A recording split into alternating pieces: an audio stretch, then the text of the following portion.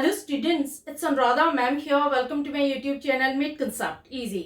आज के video lecture में सीए फाउंडेशन का एक इम्पॉर्टेंट टॉपिक एक्सप्लेन करने जा रही हूँ जिसका नाम है कंसाइनमेंट। ये जो टॉपिक है कंसाइनमेंट, ये थर्ड यूनिट है 6 चैप्टर की। 6 चैप्टर जिसका नाम है अकाउंटिंग फॉर स्पेशल ट्रांजैक्शन, इसमें थर्ड यूनिट है कंसाइनमेंट।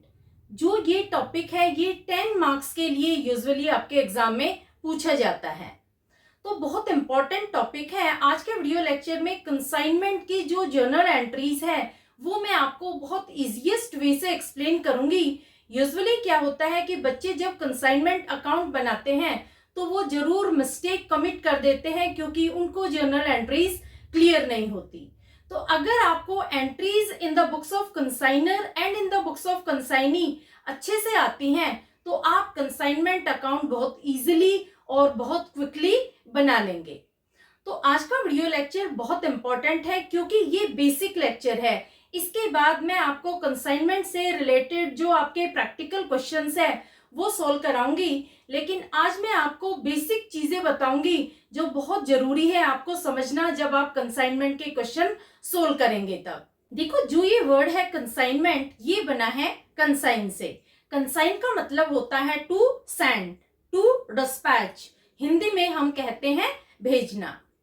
कंसाइनमेंट ये एक ऐसा सिस्टम है बिजनेस का जिसमें एक पर्सन दूसरे पर्सन के पास अपनी गुड्स को भेजता है और दूसरा पर्सन उसके बिहाफ पर, उसके रिस्क पर उस सामान को बेचता है। यानी इसमें हम अपने सामान को खुद नहीं बेचते, कोई दूसरा हमारे सामान को बेचता है। तो यहाँ क्वेश्चन अराइज होता है, आप ये सोचेंगे कि जब सामान हमारा है, जब बिजनेस हमारा है, तो कोई दूसरा पर्सन उसे क्यों बेचेगा। देखो, हम उसे सामान बेचने के बदले कमीशन देंगे और कमीशन के लालच में वो हमारे सामान को बेचेगा। जब आपका बिजनेस बहुत बड़ा होता है, आप अपने बिजनेस को एक्सपेंड करना चाहते हैं, अपने बिजनेस के आइटम्स को दूसरी टेरिटरीज में आप सेल करना चाहते हैं, तो आप एजेंट ढूंढते हैं, एजेंट को अपॉइंट करते हैं, उन्हें सेल के बदले आप कमीशन देते हैं और वो आपके सामान को बेचते हैं। ये होता है कंसाइनमेंट। समझ आया कंसाइनमेंट क्या होता है? कंसाइनमेंट ये एक ऐसा बिजनेस है जिसमें दो पार्टी इन्वॉल्व होती है।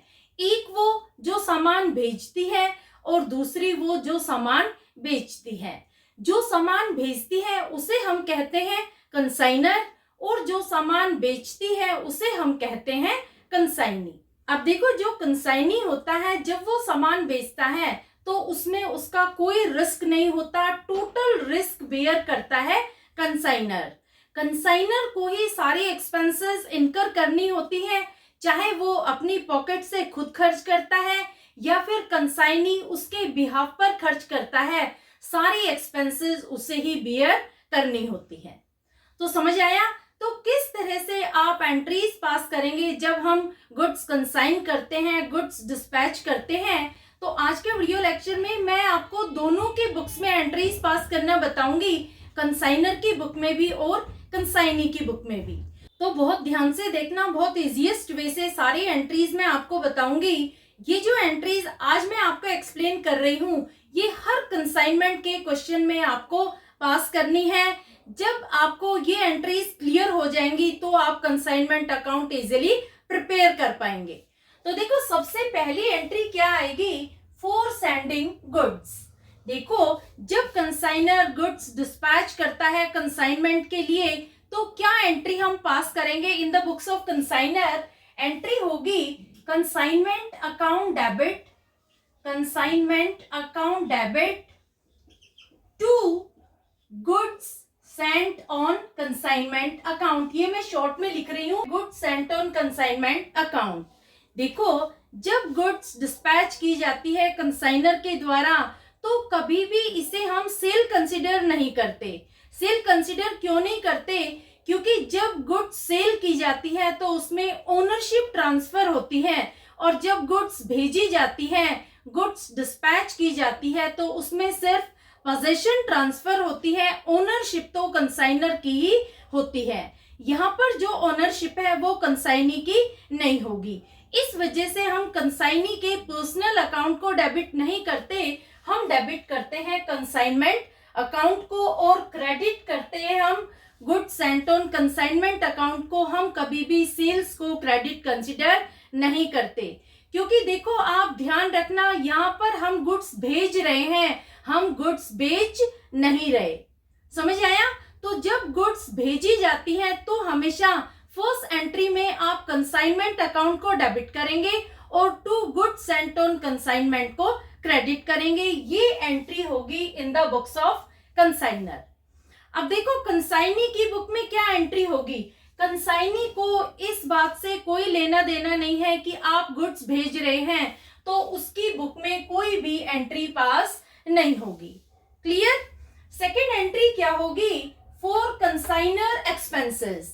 अब देखो जब कंसाइनर गुड्स डिस्पैच करता है, गुड्स भेजता है, तो ऐसे ही गुड्स नहीं भेज देता, बहुत सारी एक्सपेंसेस उसे इनकर करनी होती है, बहुत सारे उसे खर्चे करने होते हैं। जैसे देखो उसकी दुकान में सामान रखा है, तो क्या सामान को ऐसे ही उठा के भेज देगा? नहीं, उस सामान की वो पैकिंग करवाएगा, फिर उस सामान को वो लोड करवाएगा, लोडिंग के चार्जेस होंगे, फिर उसे फ्रेट के चार्जेस देने पड़ेंगे, क्योंकि सामान भेजने के लिए उसे ट्रांसपोर्ट की रिक्वायरमेंट होगी। इसके साथ साथ जो भी टैक्सेस होते हैं, जैसे ऑक्ट्रॉय होती है, फिर अगर वो बाहर सामान भेज रहा है तो इंपोर्ट ड्यूटी होती है। तो इस तरह के सारे एक्सपेंसेस कंसाइनर के पार्ट पर ही होते हैं, उसे ही खुद बियर करने होते हैं। अब देखो कई बार क्या होता है कि जब सामान भेजा जाता है तो वो रास्ते में डैमेज होने के चांसेस होते हैं, तो इस वजह से कंसाइनर इंश्योरेंस भी करवाता है इन ट्रांजिट का। तो ये एक्सपेंडिचर भी होगा कंसाइनर के पार्ट पर। ये जो एक्सपेंडिचर्स होते हैं ये सारे गुड्स के कॉस्ट में ऐड किए जाते हैं। जब आप क्लोजिंग इन्वेंट्री फाइंड आउट करेंगे, जो अनसोल्ड इन्वेंट्री है, जब उसे आप कैलकुलेट करते हैं तो कॉस्ट में ये सारे खर्चे आप ऐड करेंगे, क्योंकि ये सारे नॉन रिकरिंग एक्सपेंसेस हैं। कौन कौन से एक्सपेंसेस हैं? देखो जैसे पैकेजिंग है, लोडिंग है, फ्रेट है, कैरेज है, ऑक्ट्रॉय ड्यूटी है, और कोई भी टैक्सेस हैं, और इंश्योरेंस इन ट्रांजिट। ये जितने भी खर्चे हैं ये सारे कॉस्ट में जुड़ते हैं। जब भी कोई कंसाइनमेंट होता है तो ये सारे खर्चे जुड़ते हैं। तो देखो इसकी एंट्री क्या पास होगी? इसकी एंट्री होगी, हम कंसाइनमेंट को ही दोबारा डेबिट करेंगे, क्योंकि ये जो खर्चे हम कर रहे हैं ये सारे कंसाइनमेंट से ही रिलेटेड है।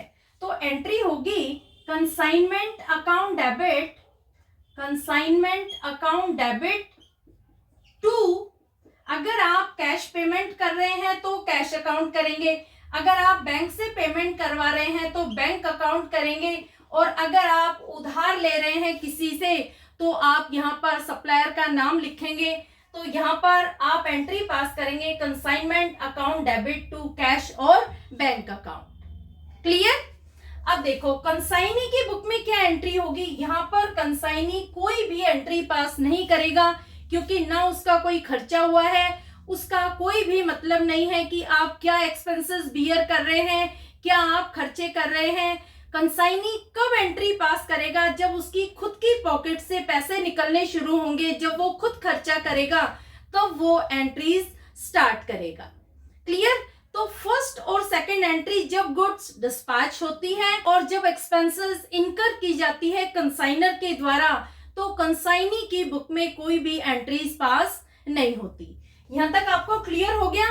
फर्स्ट एंट्री क्या थी कि जब गुड्स डिस्पैच होगी तो एंट्री क्या होगी? Consignment account debit to goods sent on consignment. और दूसरी जब कंसाइनर एक्सपेंसेस इनकर करता है, जब वो खर्चे करता है कंसाइनमेंट के लिए, तो हम कंसाइनमेंट को डेबिट करते हैं और कैश बैंक को क्रेडिट करते हैं। क्लियर? और कंसाइनी की बुक में इन दोनों एंट्री से रिलेटेड कोई भी एंट्री पास नहीं होगी। समझ आ गया? अब देखो तीसरी एंट्री आती है फॉर कंसाइनीज एक्सपेंसेस। अब देखो जो कंसाइनी है उसके पास सामान पहुंच गया है, अब वो खर्चे करना शुरू करेगा। यहाँ पर कंसाइनी के भी खर्चे होते हैं, क्योंकि जब कंसाइनर शिपमेंट करता है, वो गुड्स डिस्पैच करता है और कंसाइनी के पास पहुंचती है, तो ऐसा तो नहीं है कि वो कोई खर्चा नहीं करेगा। कंसाइनी के भी खर्चे होते हैं, जैसे उसके फ्रेट का खर्चा हो गया, अनलोडिंग का खर्चा हो गया, कैरेज का खर्चा हो गया, फिर गोडाउन में रखेगा सामान तो गोडाउन के रेंट का खर्चा हो गया, गोडाउन में वो सेल्समैन रखेगा तो उनकी वेजेस और सैलरीज का खर्चा हो गया, अगर वो गोडाउन में सामान का इंश्योरेंस करवाता है तो गोडाउन इंश्योरेंस का खर्चा हो गया। तो कंसाइनी के पार्ट पर भी बहुत सारे खर्चे होते हैं, लेकिन देखो जो ये खर्चे कंसाइनी करता है, ये सारे खर्चे वो रीइम्बर्स कर लेता है कंसाइनर से, यानी अपनी पॉकेट से वो 1 रुपए भी खर्च नहीं करता। जो भी वो खर्च करेगा सारे खर्चे वो नोट डाउन करेगा। तो यहाँ पर वो एंट्री स्टार्ट करता है रिकॉर्ड करना। अब देखो, जब कंसाइनी एक्सपेंसेस इनकर करता है तो कंसाइनर की बुक में क्या एंट्री होगी, पहले कंसाइनर की बुक में बता रही हूं, एंट्री होगी consignment account debit, consignment account debit to consignee's account, to consignee's account. अब देखो, मैंने कंसाइनमेंट को डेबिट क्यों किया, क्योंकि ये जो खर्चे हो रहे हैं ये सारे कंसाइनमेंट से रिलेटेड हैं, तो जो भी खर्चा होगा हम सब कंसाइनमेंट में डालते जाएंगे। तो यहाँ हमने कंसाइनमेंट में ही इस खर्चे को भी इंक्लूड कर दिया है जो कंसाइनी ने किया है। और कंसाइनी को हमने क्रेडिट क्यों किया, क्योंकि कंसाइनी ये हमारे लिए एक लायबिलिटी जनरेट हो गई है, हमें कंसाइनी को पैसे देने हैं, उस अमाउंट को रीइम्बर्स किया है जो उसने खर्चे अपनी पॉकेट से किए हैं। अब कंसाइनी स्टार्ट करता है रिकॉर्डिंग, क्योंकि यहाँ उसने पैसा अपनी पॉकेट से खर्च किया है। अब देखो, कंसाइनी ने पैसा तो खर्च किया है, लेकिन क्या ये कंसाइनी की अपनी खुद की एक्सपेंसेस हैं? नहीं, ये जो एक्सपेंसेस हैं ये सारी कंसाइनर के बिहाफ पर वो मनी स्पेंड कर रहा है, एक्सपेंडिचर्स कर रहा है, तो ये सारी एक्सपेंसेस हैं कंसाइनर की। तो यहाँ पर वो एक्सपेंस अकाउंट को डेबिट नहीं करेगा, वो किसे डेबिट करेगा, वो डेबिट करेगा कंसाइनर को, वो डेबिट करेगा consignor's account debit to cash bank. Cash bank को क्रेडिट क्यों कर रहा है, क्योंकि उसकी पॉकेट से पैसा जा रहा है, इसलिए वो कैश बैंक को क्रेडिट तो कर रहा है, लेकिन वो एक डेटर क्रिएट कर रहा है अपने लिए, जिससे वो पैसे रिकवर करेगा, अमाउंट को रीइम्बर्स करेगा, और वो है कंसाइनर। समझ आया? तो जब कंसाइनी किसी तरह की कोई भी एक्सपेंसेस इनकर करता है तो वो हमेशा कंसाइनर अकाउंट को डेबिट करेगा और कैश बैंक को क्रेडिट करेगा। कंसाइनर को डेबिट क्यों करता है, क्योंकि उसकी ये कोई पर्सनल एक्सपेंस नहीं है। जो भी कंसाइनमेंट में वो एक्सपेंसेस बियर कर रहा है वो सारी कंसाइनर के बिहाफ पर बियर कर रहा है, वो सारी एक्सपेंसेस हैं कंसाइनर की। तो वो एक डेटर क्रिएट कर रहा है। जो कंसाइनर है ये कौन है, ये उसका डेटर है, जिससे वो सारी अमाउंट रिकवर करेगा जो उसने अपनी पॉकेट से खर्च की है। क्लियर, समझ में आ गई? जो कंसाइनी की एक्सपेंसेस होती हैं तो उसमें हम दोनों की बुक में एंट्री पास करते हैं, कंसाइनी की बुक में भी और कंसाइनर की बुक में भी। तो एंट्री आपको क्लियर हो गई। अब देखो, फोर्थ एंट्री आती है फॉर सिक्योरिटी डिपॉजिट। इसका मतलब क्या हुआ, देखो, जब कंसाइनर गुड्स डिस्पैच करता है, कंसाइनमेंट करता है, तो वो कंसाइनी से एक एडवांस पेमेंट मांगता है, यानी एक सिक्योरिटी डिपॉजिट की डिमांड करता है। ये जो अमाउंट होती है बाद में सेल प्रोसीड से सेटल हो जाती है, लेकिन पहले ये अमाउंट डिपॉजिट की जाती है कंसाइनर के खुद के सेटिस्फैक्शन के लिए। जैसे देखो, सपोज वो कंसाइनी को 50,000 का माल भेज रहा है, तो वो कहता है कंसाइनी से कि कम से कम तुम 20,000 की तो मुझे सिक्योरिटी डिपॉजिट दे दो, ताकि मुझे भी एक भरोसा रहे कि तुम्हारे पास मेरा जो 50,000 की गुड्स है उसके अगेंस्ट मेरे पास तुम्हारे 20,000 रुपीज हैं। जो सिक्योरिटी डिपॉजिट की अमाउंट होती है, ये सारी अमाउंट बाद में सेल प्रोसीड्स में से जो कंसाइनी होता है वो सारे डिडक्ट कर लेता है, लेकिन पहले उसे भेजनी होती है कंसाइनर के पास एज सिक्योरिटी। तो जब सिक्योरिटी डिपॉजिट की अमाउंट कंसाइनर के पास आती है तो वो क्या एंट्री पास करता है, cash bank account debit, cash bank और बीआर, बीआर का मतलब हो गया बिल्स रिसीवेबल। देखो अगर डिपॉजिट की मनी आएगी या तो कैश पेमेंट होगी या चेक आएगा या बिल्स ऑफ एक्सचेंज आएगा, तो हमारे पास जो भी पेमेंट आती है उसे हम डेबिट करते हैं कैश बैंक और BR account debit to consignee's account. कौन दे रहा है ये पेमेंट? ये दे रहा है कंसाइनी। तो हम कंसाइनी को क्रेडिट करेंगे क्योंकि इस पैसे को हमें बाद में वापस देना है कंसाइनी को, तो ये पैसा भी हमारे लिए एक लायबिलिटी है। तो कंसाइनी को क्रेडिट किया जाता है और कैश बैंक को डेबिट किया जाता है जब एडवांस पेमेंट और सिक्योरिटी डिपॉजिट की अमाउंट कंसाइनर रिसीव करता है। क्लियर? और कंसाइनी क्या एंट्री पास करेगा? देखो जो कंसाइनी है वो पैसे भेज रहा है, वो पेमेंट भेज रहा है कंसाइनर के पास, तो वो कंसाइनर को डेबिट करेगा, consignor's account debit to cash bank, और अगर वो बिल्स ऑफ एक्सचेंज दे रहा है तो बिल्स पेबल अकाउंट क्रेडिट। तो क्लियर हुई है एंट्री। इस एंट्री में अमाउंट कौन रिसीव कर रहा है? कंसाइनर। कंसाइनर को पैसे मिल रहे हैं एडवांस पेमेंट के, और एडवांस पेमेंट कौन दे रहा है? कंसाइनी। तो कंसाइनी की बुक में एंट्री होगी consignor's account debit to cash bank और बिल्स पेबल अकाउंट। क्लियर? अब देखो फिफ्थ एंट्री क्या आती है? For sale proceeds. देखो अब सेल ऑफ गुड्स हो रही है, यानी जो कंसाइनी है वो गुड्स बेच रहा है और पैसे को रिसीव कर रहा है। तो यहाँ पर कंसाइनर क्या एंट्री पास करेगा? क्या कंसाइनर के पास सेल का पैसा आ गया, यानी जो गुड्स सोल्ड आउट की गई हैं उनका पैसा क्या कंसाइनर को रिसीव हुआ है? नहीं। पैसा किसके पास है? पैसा है कंसाइनी के पास। तो यहाँ पर वो कंसाइनी को डेबिट करेगा क्योंकि कंसाइनी से उसे पैसा रिकवर करना है। जो सेल का पैसा है, जो कंसाइनमेंट का पैसा है, वो उसे कंसाइनी से लेना है। तो यहाँ पर वो कंसाइनी को अपना डेटर बनाएगा। एंट्री क्या होगी? Consignee's account debit, consignee's account debit to consignment. देखो जो ये पैसा मिला है ये किसके अगेंस्ट मिला है? ये मिला है कंसाइनमेंट के अगेंस्ट। तो हमारी इनकम जनरेट हुई है, हम कंसाइनमेंट को क्रेडिट करेंगे और कंसाइनी को डेबिट करेंगे, क्योंकि जो कंसाइनी है उसके पास ही सेल का सारा पैसा है। जो भी गुड सोल्ड आउट की गई है सारा पैसा है कंसाइनी के पास, तो उससे हमें पैसा लेना है, तो वो बन गया हमारा डेटर। तो एंट्री आपको समझ में आई? यहाँ पर कंसाइनी के अकाउंट को डेबिट किया गया है और कंसाइनमेंट को क्रेडिट, क्योंकि कंसाइनमेंट के थ्रू ही वो पैसा आया है। तो कंसाइनमेंट यहाँ पर एक इनकम जनरेट कर रही है, इसलिए उसे किया है क्रेडिट। अब जो कंसाइनी है वो क्या एंट्री पास करेगा? जब वो गुड्स की सेल करता है तो जो पैसा उसे मिलता है क्या उसका खुद का पैसा है? नहीं, ये पैसा है सारा कंसाइनर का। तो कंसाइनर उसके लिए एक लायबिलिटी है, यानी जो पैसा वो रिसीव कर रहा है वो सारा पैसा उसे कंसाइनर को देना है, उसका अपना खुद का पैसा वो नहीं है। तो वो क्या एंट्री पास करेगा?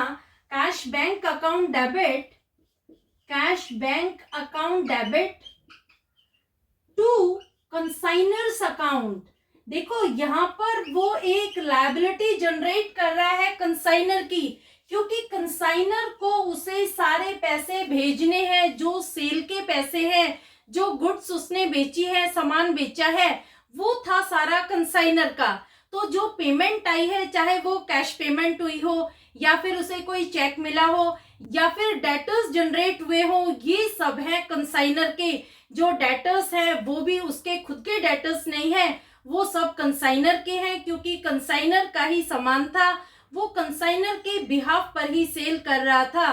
तो जो पैसा उसने रिसीव किया है वो उसने डेबिट तो किया है क्योंकि पेमेंट उसे मिली है, लेकिन उसने लायबिलिटी जनरेट की है, ये सारा पैसा है कंसाइनर का, उसे ये पेमेंट देनी है कंसाइनर को। समझ में आ गई? तो दोनों की बुक में किस तरह से सेल प्रोसीड्स की एंट्री पास करेंगे? जो कंसाइनर है वो कंसाइनी को अपना डेटर बनाता है क्योंकि उससे पैसा उसे रिकवर करना है, तो वो एंट्री पास करेगा consignee's account debit to consignment, और जो कंसाइनी है वो एंट्री पास करेगा cash bank account debit to consignor's account. Clear? अब 5 एंट्री आपको अच्छे से समझ में आ गई। देखो ये जो 5 एंट्री है ये हर कंसाइनमेंट के क्वेश्चन में आपको आएगी। जब आप क्वेश्चन प्रिपेयर करेंगे, कंसाइनमेंट अकाउंट बनाएंगे, तो ये पांचों एंट्री तो डेफिनेटली आएगी ही आएगी। कोई भी ऐसी एंट्री नहीं है जो आप स्किप कर पाएंगे। तो ये पांचों एंट्री होपफुली आपको अच्छे से क्लियर हो गई होंगी। अब मैं आपको 6th एंट्री बता रही हूँ, वो है कमीशन की। देखो जब सेल होगी तो कमीशन तो जनरेट होगा, क्योंकि जो कंसाइनी है वो कमीशन के लिए ही तो सेल कर रहा है। तो यहाँ पर कमीशन की एंट्री दोनों की बुक में पास होगी, कंसाइनर की बुक में भी और कंसाइनी की बुक में भी। कंसाइनर की बुक में क्या होगी? देखो जो कमीशन है ये किससे रिलेटेड है? ये कंसाइनमेंट से रिलेटेड है। तो कंसाइनर के पार्ट पर तो ये खर्चा हुआ, तो हम कंसाइनमेंट को कर देंगे डेबिट, कंसाइनमेंट अकाउंट डेबिट। और कमीशन देना किसको है? देना है कंसाइनी को। तो कंसाइनी हमारी लायबिलिटी जनरेट हुई है कमीशन के लिए, तो कंसाइनी को हम कर देंगे क्रेडिट। समझ में आ गया? और कंसाइनी क्या एंट्री पास करेगा? कंसाइनी को कमीशन के पैसे मिलेंगे। किससे मिलेंगे? इसको पैसे मिलेंगे कंसाइनर से, तो ये पास करेगा consignor's account debit to commission earned account. यहाँ पर उसने कमीशन अर्न कर लिया है, तो कमीशन अर्न्ड अकाउंट को वो करेगा क्रेडिट। क्लियर? अब आती है next entry for bad debts. देखो ये बहुत इंपॉर्टेंट एंट्री है। बच्चे यूजुअली इस एंट्री में मिस्टेक जरूर कमिट करते हैं, क्योंकि उनको समझ नहीं आता है कि जब बैड डेट्स की प्रॉब्लम आती है तो किसकी बुक में क्या एंट्री पास होगी। देखो बहुत ध्यान से सुनना। जब बैड डेट्स होती है, बैड डेट्स तो आपको पता होगा ना कि जब कोई डेटर पैसे नहीं देता है, यानी जब कंसाइनी ने उधार में सामान बेचा और उधार की वसूली नहीं हुई, तो बैड डेट्स जनरेट हो जाती है। तो जब बैड डेट्स होती हैं तो कंसाइनर की बुक में क्या एंट्री होगी? देखो बैड डेट्स के केस में एक वर्ड आता है डेल क्रेडिटर कमीशन का।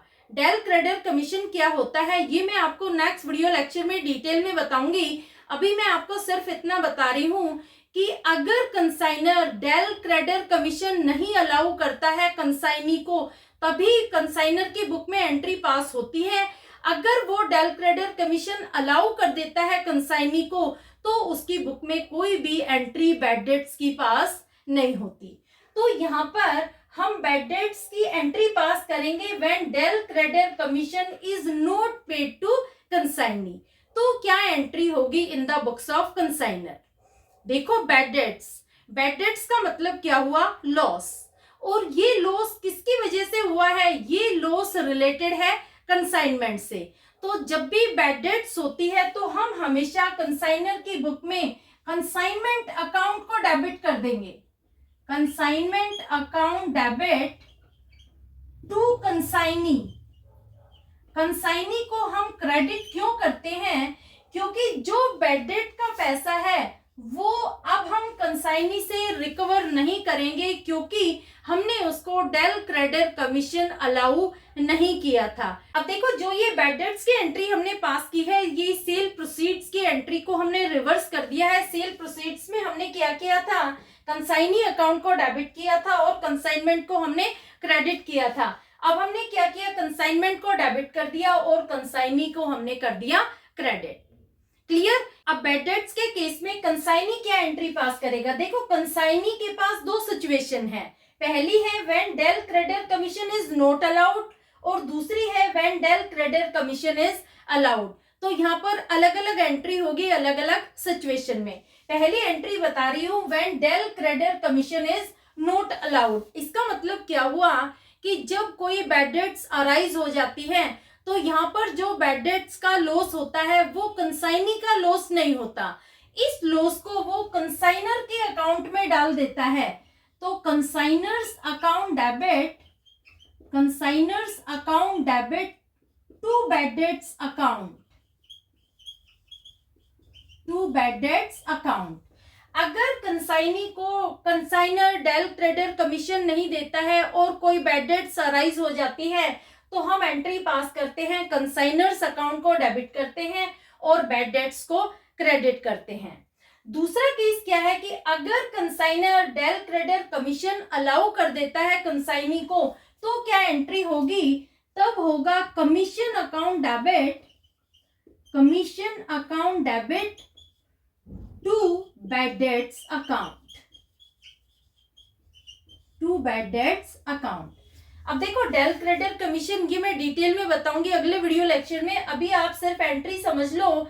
अगर consignor del credit commission allow नहीं करता है कंसाइनी को, तो वो कंसाइनर को डेबिट कर देगा और बैड डेट्स को क्रेडिट। और अगर डेल क्रेडिट कमीशन अलाउ कर देता है कंसाइनर कंसाइनी को, तो वो कमीशन अकाउंट को डेबिट करता है और बैड डेट्स को क्रेडिट। ये बहुत इंपॉर्टेंट है।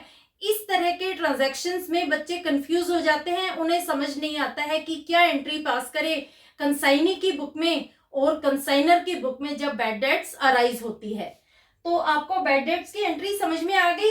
जब बैड डेट्स हो गई तो आप कंसाइनर की बुक में एंट्री पास करेंगे, consignment account debit to consignee. और कंसाइनी की बुक में दो सिचुएशन है। पहली, जब डेल क्रेडिट कमीशन अलाउ नहीं होता है तो consignor account debit to bad debts, और जब डेल क्रेडिट कमीशन अलाउ होता है तो commission account debit to bad debts. Clear? अब आती है 8th entry, amount received as settlement. देखो, जब बैलेंस रेमिटेंस होता है कंसाइनी की तरफ से, यानी जो बैलेंस अमाउंट होती है, जब कंसाइनी कंसाइनर को भेजता है और उस अमाउंट को जब कंसाइनर रिसीव करता है एज फाइनल पेमेंट, तो क्या एंट्री पास होगी in the books of consignor? उसके पास कैश आ रहा है तो वो कैश बैंक अकाउंट को करेगा debit, cash bank account debit. और अमाउंट कौन दे रहा है? अमाउंट दे रहा है कंसाइनी, तो वो करेगा कंसाइनीज अकाउंट क्रेडिट। समझ में आ गया? ये है फाइनल पेमेंट की एंट्री। जब फाइनल पेमेंट जो सेल की अमाउंट है कंसाइनर रिसीव करता है कंसाइनी से, तो वो एंट्री पास करता है cash bank account debit to consignee's account. और कंसाइनी क्या एंट्री पास करेगा अपनी बुक में? देखो, वो फाइनल पेमेंट को, जो बैलेंस की अमाउंट है, उसे वो रेमिट कर रहा है कंसाइनर को, यानी जो भी उसने एक्सपेंसेस इनकर की थी, वो सारी एक्सपेंसेस की अमाउंट उसने सेल की अमाउंट में से डिडक्ट कर ली है। जो उसने सिक्योरिटी डिपॉजिट किया था, उस अमाउंट को भी उसने सेल की अमाउंट में से डिडक्ट कर लिया है, और जो बैलेंस बचा है उसे वो रेमिट कर रहा है कंसाइनर को। तो वो क्या एंट्री पास करेगा? Consignor's account debit to cash bank account. समझ में आ गई? यहाँ पर कंसाइनर को वो पेमेंट भेज रहा है तो कंसाइनर को वो डेबिट करेगा, और पेमेंट वो कैश में दे रहा है या फिर वो चेक दे रहा है तो इसे वो करेगा क्रेडिट, क्योंकि उसके पास से पैसे जा रहे हैं कंसाइनर के पास। क्लियर? अब देखो 9th एंट्री आती है फॉर अनसोल्ड कंसाइनमेंट स्टॉक। देखो, कई बार क्या होता है कि जब गुड्स कंसाइन की जाती है तो कुछ कंसाइनमेंट का पार्ट अनसोल्ड रह जाता है, यानी कुछ इन्वेंट्रीज ऐसी रह जाती है जो बिकती नहीं है, वो अनसोल्ड इन्वेंट्रीज होती है जिन्हें हमें कैलकुलेट करना होता है। इसमें यूजुअली बच्चे मिस्टेक कमिट करते हैं। मैं आपको नेक्स्ट वीडियो लेक्चर में बताऊंगी कि किस तरह से हम जो क्लोजिंग इन्वेंट्रीज हैं उन्हें कैलकुलेट करते हैं। अभी मैं आपको एंट्री पास करना बता रही हूँ। जब अनसोल्ड कंसाइनमेंट स्टॉक होगा तो आप क्या एंट्री पास करेंगे in the books of consignor? Entry होगी इन्वेंट्रीज ऑन